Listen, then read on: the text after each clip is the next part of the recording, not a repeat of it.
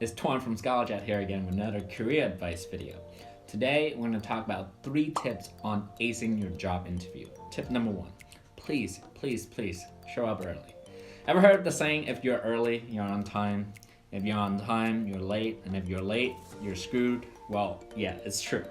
I've had a lot of time when I schedule a time with the students, even just for giving advice, they would show up 15 to 30 minutes late and act like every single thing is okay. It's not okay. They did that even without notifying me or my team ahead of time.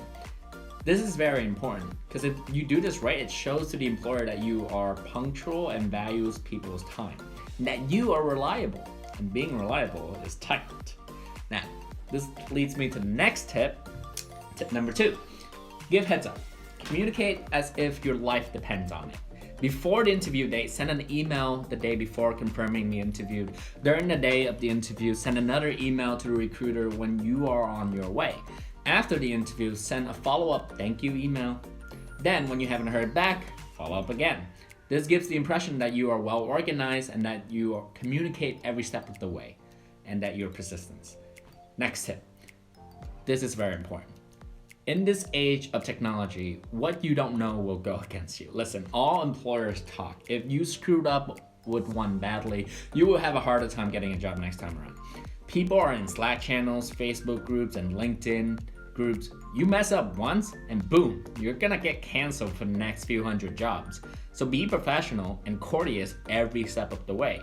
Now, for the last bonus tip. Make a connection. Find things in common.